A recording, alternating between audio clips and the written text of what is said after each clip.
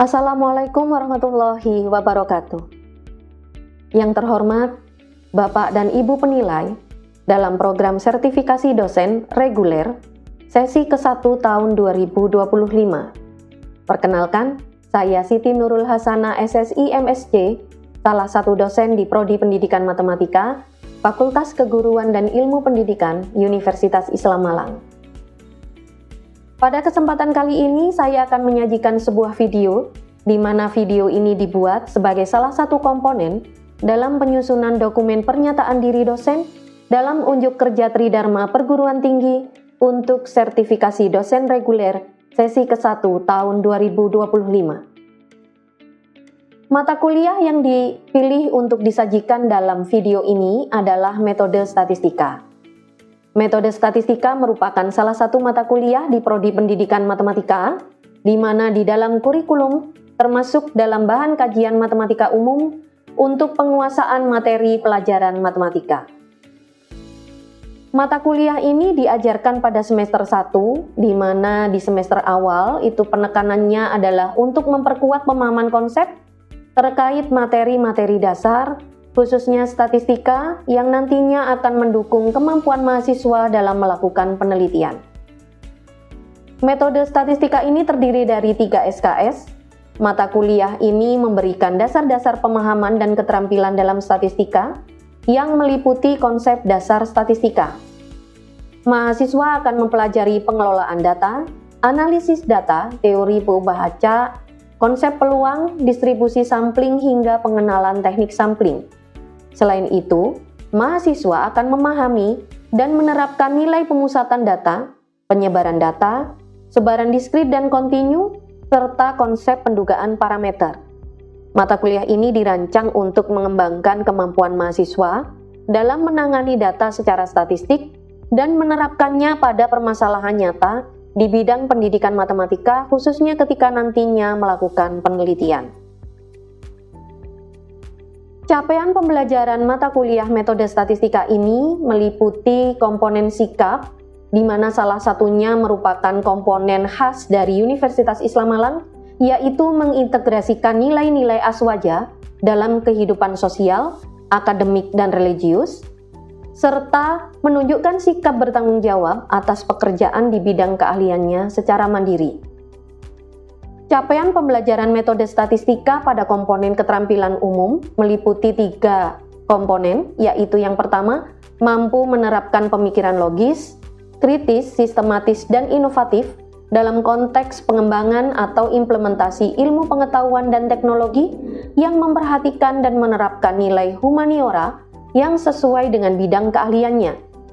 Keterampilan umum yang kedua, yaitu mampu mengkaji implikasi pengembangan atau implementasi ilmu pengetahuan dan teknologi yang memperhatikan dan menerapkan nilai humaniora sesuai dengan keahliannya berdasarkan kaidah, tata cara, dan etika ilmiah dalam rangka menghasilkan solusi, gagasan, desain, atau kritik seni. Sedangkan keterampilan umum yang ketiga, yaitu mampu mengambil keputusan secara tepat dalam konteks penyelesaian masalah di bidang keahliannya berdasarkan hasil analisis informasi dan data. Capaian pembelajaran berikutnya pada mata kuliah metode statistika adalah komponen keterampilan khusus, di mana di sini adalah mahasiswa mampu mengkaji data dan informasi untuk menentukan pilihan terbaik dari solusi yang telah ada di bidang pendidikan secara mandiri dan kelompok sebagai dasar pengambilan keputusan, serta pada komponen pengetahuan yaitu menguasai metodologi penelitian matematika untuk melaksanakan penelitian pendidikan matematika.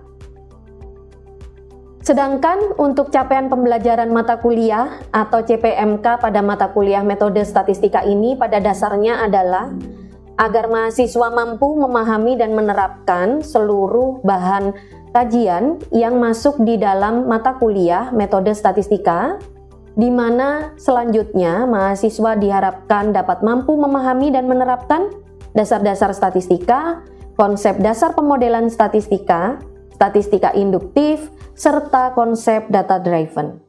Referensi yang digunakan dalam mata kuliah metode statistika dipilih secara selektif dengan mempertimbangkan tingkat pemahaman mahasiswa, khususnya mahasiswa program studi pendidikan matematika. Buku-buku dan sumber yang dijadikan acuan ditulis dengan bahasa yang sederhana, sistematis, dan dilengkapi dengan contoh-contoh soal kontekstual yang relevan. Hal ini diharapkan dapat mempermudah mahasiswa dalam mempelajari konsep-konsep statistika secara bertahap, memperkuat pemahaman mereka terhadap materi, serta meningkatkan kemampuan analisis data yang dibutuhkan baik dalam kegiatan akademik maupun riset. Beberapa referensi utama pada mata kuliah ini antara lain adalah Statistical Techniques oleh Lin, Marshall, and Wotton, Introduction to Probability and Statistics oleh Mendenhall, Beaver, and Beaver, serta Pengantar Statistika oleh Walpole. Sedangkan beberapa referensi pendukungnya adalah Introduction to Mathematical Statistics oleh Hogg, McKean, and Craig, Statistical Methods oleh Brown, Wilson, and Moore, serta beberapa referensi lain yang relevan. Metode pembelajaran pada mata kuliah metode statistika ini menggunakan discovery learning. Metode ini dipilih karena sesuai untuk tujuan memperkuat pemahaman konsep dengan bentuk evaluasi berupa penugasan, kuis, dan ujian tengah semester serta ujian akhir semester. Susunan bobot komponen penilaian dalam mata kuliah ini telah disampaikan di awal perkuliahan melalui kontrak kuliah yang menyampaikan bahwa pembagian persentase penilaian terdiri dari 10% untuk presensi dan keaktifan di kelas, 15% untuk tugas, 20% untuk kuis yang dilaksanakan sebanyak 2 kali di setiap pertengahan setengah semester, 25% untuk UTS, dan yang terakhir 30% untuk UAS. Gambaran pelaksanaan perkuliahan metode statistika di kelas akan disajikan pada video berikut ini. Video ini akan menampilkan gambaran singkat 1 kali pertemuan dalam mata kuliah metode statistika, yaitu pada materi ukuran pemusatan dan penyebaran data. Pembelajaran metode statistika dalam video ini akan meliputi proses delivery, interaction, and assessment secara lengkap dan sistematis. Berikut untuk penyajiannya. Assalamualaikum warahmatullahi wabarakatuh. Waalaikumsalam warahmatullahi wabarakatuh. Kita ketemu lagi teman-teman di mata kuliah metode statistika. Sebelum memulai perkuliahan, mari kita berdoa terlebih dahulu. Siapa yang mau memimpin? Saya. Oke, silakan Pak Jen. Persiapan berdoa mulai. Bismillahirrahmanirrahim. Allahumma sholli ala nuril anwar wa sirril asrari wa tiryakil aghyar wa miftahi babil yasari sayyidina wa maulana Muhammadinil muhtar wa alihil athari wa ashabihil akhyar adada ni'amillahi wa ifdali adada ni'amillahi wa ifdali.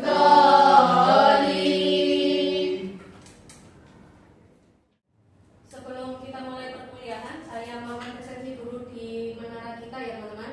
Yang pertama, Mbak Nurul Komaria, Hadirku. Mbak Niona Kamila Tuniam, Hadir. Mbak Trisanti Ajeng Hadir, Pratiwi, Bu. Mbak Nikmatul Mufidah, Mbak Ananda Nur Rahmah Maulida, Mbak Yuwanita Rahma Elia Hadir, Bu. Duyanti. Hari ini kita akan melanjutkan materi kita di metode statistika. Kita akan membahas tentang ukuran angka. Teman-teman ada yang masih ingat materi sebelumnya? Masih. Ya, siapa yang bisa menyebutkan materi sebelumnya? Saya. Ya, Pak Ajeng. Tabel distribusi frekuensi. Betul. Kita minggu lalu belajar tabel distribusi frekuensi. Ya. Yang harus diingat adalah materi pembahasan kita dari kemarin ketika kita ada data ditampilkan dalam tabel distribusi frekuensi, itu berarti kita sedang mengapakan data. Sudah sampai pada tahap menganalisis atau sedang menunjukkan saja. Menunjukkan saja. Yang minggu lalu kita sudah jelaskan statistika ada dua, statistika deskriptif dan statistika inferensial. Maka sekarang itu masih dalam tahap statistika deskriptif. Menggambarkan data hanya dalam bentuk tabel itu masih menggambarkan saja, menunjukkan kondisinya saja, belum sampai menganalisis lebih lanjut. Begitu juga di materi berikutnya, menggunakan ukuran angka itu adalah salah satu cara untuk menggambarkan data. Jadi untuk menampilkan saja, untuk mendeskripsikan data saja. Tujuan pembelajaran kita hari ini yang pertama adalah saya harapkan dari pembelajaran kita kalian bisa akan memahami bagaimana menjelaskan konsep ukuran pemusatan, sekaligus bisa menggunakannya, menghitungnya, sampai menafsirkannya sebenarnya maknanya ini apa. Berikutnya akan dilanjutkan dengan ukuran angka yang selanjutnya adalah ukuran penyebaran data. Dan sama seperti yang ukuran pemusatan data, maka harapannya adalah setelah pembelajaran ini kalian bisa paham maknanya, menghitungnya, dan juga menjelaskan tentang ukuran-ukuran penyebaran datanya. Seperti yang saya informasikan sebelumnya, jadi untuk mendeskripsikan data itu ada dua cara, ada metode grafis, ada pendekatan numerik. Tabel dan ukuran angka itu masih masuk di pendekatan numerik karena kalian masih akan menghitung angkanya. Tetapi nanti kalau sudah masuk di bagian grafik, kalau kalian masih ingat dulu waktu di SMA ada histogram, ada OGIF, itu sudah masuk di metode grafis. Jadi itu masih dalam konteks statistika deskriptif. Sekarang coba kalian lihat data yang saya punya. Ini adalah data hasil ujian matematika. Ada 65, ada 70, ada 80, ada 75, ada 85, ada 70, 90, 80, 70, dan 75. Coba diingat lagi cara menghitung nilai tengah yang kalian tahu. Bagaimana cara mengetahui nilai tengah? Kemudian kalau dari data itu, apakah semua siswa memiliki nilai yang sama? Saya beri waktu 10 detik. Coba dipikirkan, dan siapa yang mau merespon atau menjawab? Saya. Ya, silakan Mbak Milna. Pertanyaan yang pertama. Ya. Pertama itu diurutkan lebih dahulu dari nilai terkecil sampai terbesar. Betul. Kemudian cari jumlah nilainya, bukan jumlah keseluruhan tetapi banyaknya. Kemudian dibagi dua. Maka nilai tengah dapat didapatkan dari Nilai tersebut. Oke. Ada berapa jumlah nilai di situ? Ada berapa banyaknya nilai di situ? 10. Kemudian berarti kalau diurutkan yang terkecil angka berapa? 70. Betul. Yang terbesar 90. Mungkin sambil dibayangkan karena datanya sedikit ya. Berarti nilai tengahnya kira-kira berapa?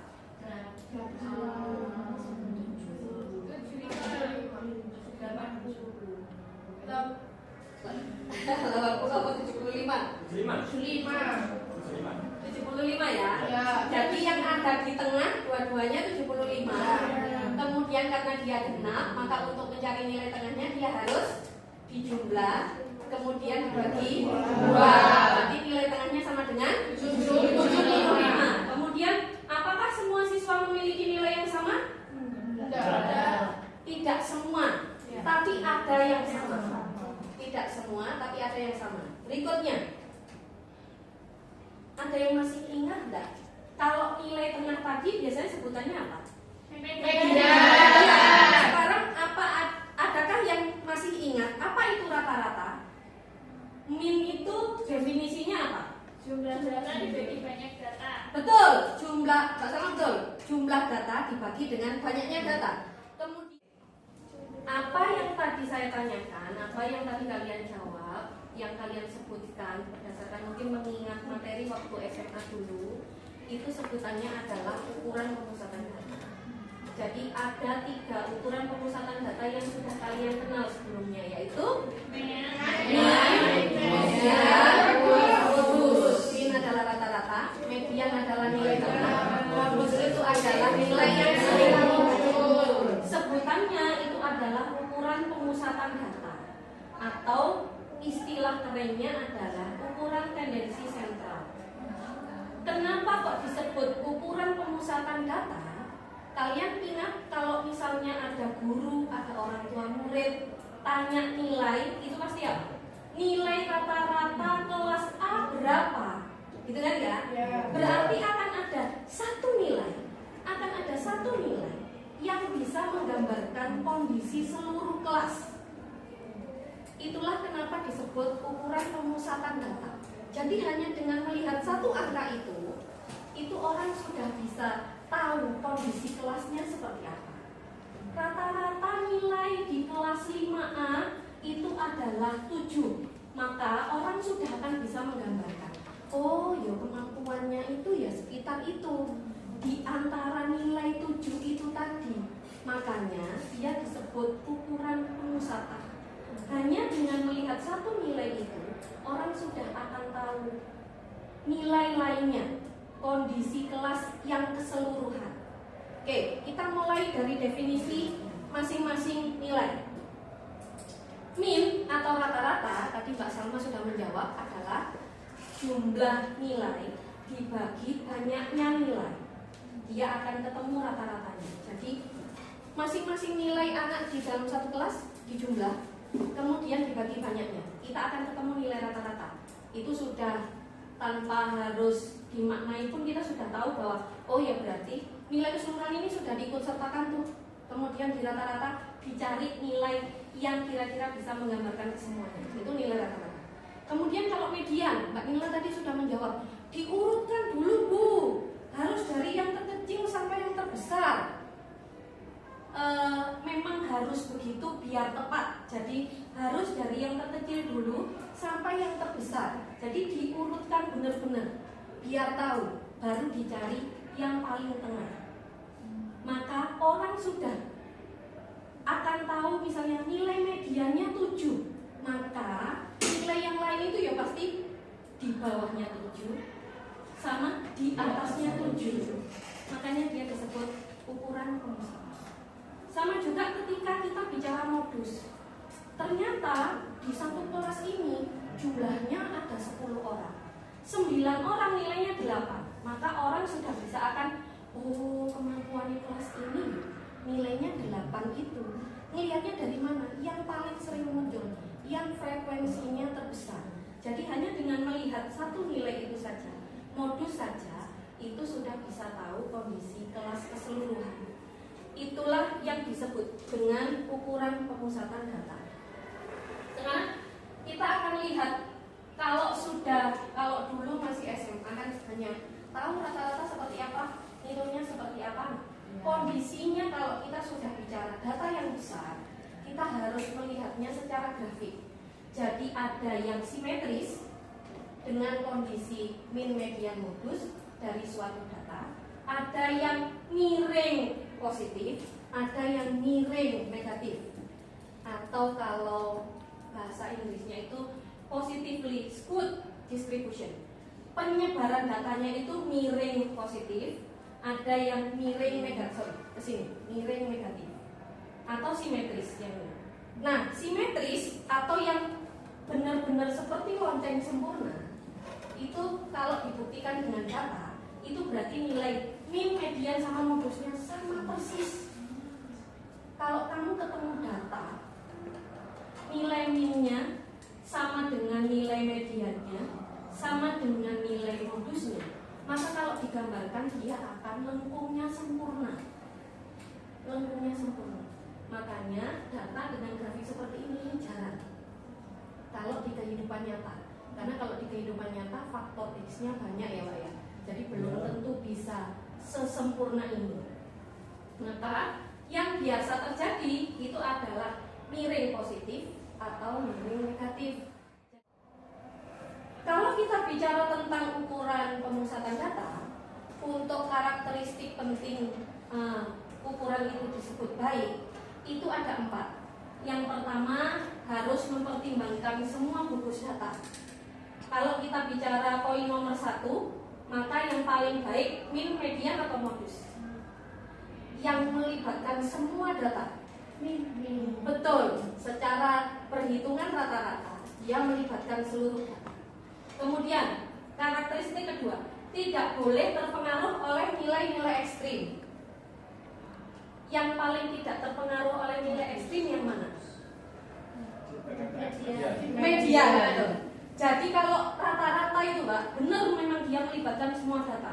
Tapi ketika ada yang nilainya jelek banget dia sendirian, dia akan ngaruh. Kalau ada yang nilainya bagus sendirian, nilai rata-ratanya itu akan berubah. Tapi kalau median kan ditoto, dia hanya ditata saja, diurutkan saja. Dia nggak peduli ini ternyata di sini 100, habis itu di sini 7, 8, 9, 7, 8, yang sini 6, 5, 4, sini urut. Tapi ternyata di sini ada 100 yang sendirian, kan dia nggak ngaruh, karena dia diurutkan saja. Itu berarti tidak terpengaruh oleh nilai ekstrim. Kemudian yang ketiga, harus stabil dari sampel ke sampel. Itu ketiga ukuran itu tetap bisa stabil dari sampel ke sampel. Kemudian harus mampu digunakan untuk analisis statistika lebih lanjut. Tiga-tiganya juga bisa digunakan untuk statistika lebih lanjut. Dari penjelasan saya ada yang ingin ditanyakan, Bu? Silakan. Ya, silakan Mas Bayu. Di rata-rata itu bagusnya digunakan kapasitas yang sedangkan gambarkan tadi ya. Ya. Untuk median itu lebih baik untuk kondisi yang seperti apa? Oke, jadi kalau untuk median di slide selanjutnya sudah akan saya jelaskan sebenarnya Mas Bayu untuk kondisi bagaimana memilih data tersebut. Nah, kalau untuk median itu bisa digunakan apabila data kalian kuantitatif pasti kalau bentuknya angka. Karena kalau bentuknya kualitatif kalian lebih baik memakai modus. Karena kan kalau kualitatif, kalau yang bersifat, kalau kita membicarakan tentang sifat, kita kan tidak bisa menjumlah, hanya bisa menghitung banyaknya saja. Makanya biasanya menggunakan modus. Tetapi kalau misalnya untuk yang median itu bisa digunakan ketika datanya kuantitatif, ketika ada nilai ekstrim, baik itu besar maupun kecil. Ketika kalian lihat data kalian kok ada nilai ekstrimnya ya, kok kayaknya ada pencilannya. Dalam satu kelas ada anak yang menonjol, atau dalam satu kelas ada anak yang nilainya rendah sekali, maka sebaiknya memilih median daripada memilih rata-rata, karena nanti akan terpengaruh. Begitu Mas Adi, bisa diterima ya jawabannya? Oke. Tadi kita sudah belajar tentang ukuran pemusatan data, berarti selanjutnya kita akan belajar tentang ukuran penyebaran data. Sebelum masuk ke situ, coba kalian perhatikan, ini ada data jus jeruk yang dibotolkan oleh perusahaan A dan perusahaan B dalam liter. Jadi satu botol itu isinya 1 liter. Sampel A atau sampel yang diambil dari perusahaan A itu ada 5 botol isinya seperti itu. Sampel B itu ngambil dari perusahaan B, jumlahnya juga 5 botol, ukurannya seperti itu. Sekarang coba kalian hitung dulu. Yang pertama hitung dulu, berapa rata-rata dari masing-masing sampel. Silakan hitung dulu. Rata-rata untuk sampel A berapa? Rata-rata untuk sampel B berapa? Ada yang sudah bisa menjawab rata-rata sampel A? 1,01. Rata-rata sampel B 0,998. Jadi hampir mirip gitu ya. Jadi rata-rata masing-masing itu mencapai 1 liter semua. Ternyata kita bisa di dunia nyata itu menemukan dua data dari dua tempat yang berbeda yang bisa jadi rata-ratanya sama. Ada yang bisa mengungkapkan pengisian di perusahaan A, pengisian botol jus jeruk di perusahaan A itu angkanya seperti apa, di perusahaan B itu angkanya seperti apa. Untuk yang perusahaan B terendahnya itu 0,88. Oke. Untuk yang A paling rendahnya itu 0,94. Jadi yang kita bicarakan apa saat ini? Sebarannya. Data itu menyebar seperti apa? Beneran rata, memang di antara 1 liter, atau ada yang kurang banget, ada yang lebih banget. Sehingga bisa kita sampaikan bahwa ukuran penyebaran data itu adalah ukuran yang bisa membantu untuk ukuran pemusatan data, memberikan gambaran yang lebih detail terhadap data. Jadi tidak hanya rata-ratanya saja, tidak hanya medianya saja, tidak hanya modusnya saja, tetapi ketika kita bicara penyebaran, maka kita akan bicara nilai terkecil, nilai terbesar, nyebarnya seberapa jauh dari rata-ratanya. Kalau kita bicara median, yang nilai di sebelum median ini dengan nilai yang di setelah median ini kondisinya seperti apa, itu kita menggunakan ukuran penyebaran data. Untuk mengetahui pemahaman kalian di pembelajaran kita hari ini, saya akan ngajak kalian untuk main kuis untuk pemahaman tentang ukuran pemusatan data dan ukuran penyebaran data yang saya jelaskan hari ini. Silakan join dulu teman-teman sebelum saya start untuk kuisnya. Saya mulai ya. Oke, silakan dikerjakan.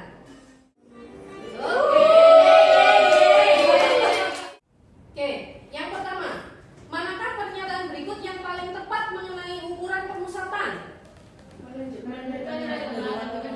Betul, jadi yang benar adalah B. Ada 7 pemain yang berhasil menjawab B. Pertanyaan berikutnya, ukuran pemusatan yang tidak terpengaruh oleh nilai ekstrim tadi sudah kita bahas. Median. Kenapa masih ada yang menjawabin ya? Selanjutnya, fungsi dari ukuran penyebaran adalah untuk betul. Yang terakhir, jika data memiliki nilai rata-rata 60 dan semua nilai data sama dengan 60, maka simpangan bakunya adalah 0. Jadi simpangan baku yang harus diingat adalah simpangan baku itu ukuran penyebaran data. Kalau rata-ratanya 60, datanya semuanya 60, maka tidak ada penyebaran data karena datanya ya hanya 1, angka 60 itu tadi. Dari seluruh penjelasan saya hari ini, apakah ada yang bisa memberikan kesimpulan? Saya, Bu. Oke, Mbak Sadia, silakan. Kesimpulannya adalah yang pertama, ukuran pemusatan data adalah suatu ukuran yang dapat mewakili untuk menggambarkan seluruh data. Betul. Yang kedua, ukuran penyebaran data adalah suatu ukuran yang dapat mewakili untuk menggambarkan keragaman seluruh data, bagaimana data tersebut menyebar dari pusat datanya. Dan yang terakhir, ukuran penyebaran data melengkapi fungsi ukuran pemusatan data. Baik, terima kasih Mbak Sadia. Jadi kalian sudah belajar definisi ukuran pemusatan data dan ukuran penyebaran data pada hari ini.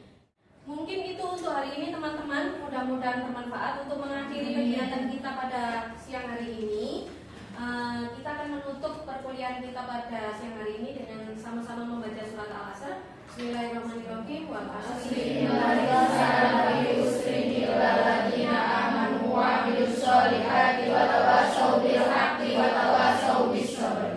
semoga bermanfaat untuk perkuliahan kita hari ini. Terima kasih. Wassalamualaikum warahmatullahi wabarakatuh. Waalaikumsalam warahmatullahi wabarakatuh. Demikian video gambaran pelaksanaan pembelajaran mata kuliah metode statistika yang biasa kami laksanakan di kelas. Seluruh kegiatan dirancang untuk mendorong pemahaman konsep secara mendalam serta penerapan yang relevan dengan kebutuhan mahasiswa, khususnya dalam bidang pendidikan matematika. Kami berupaya menyampaikan materi dengan pendekatan yang interaktif, aplikatif, dan mudah dipahami agar mahasiswa dapat membangun pemahaman yang kuat terhadap konsep-konsep statistika. Kami berharap apa yang disampaikan dalam video ini dapat memberikan gambaran yang utuh dan menjadi pertimbangan yang baik serta positif bagi Bapak dan Ibu penilai dalam proses sertifikasi dosen reguler sesi ke-1 tahun 2025. Terima kasih atas perhatian dan kesempatannya. Wassalamualaikum warahmatullahi wabarakatuh.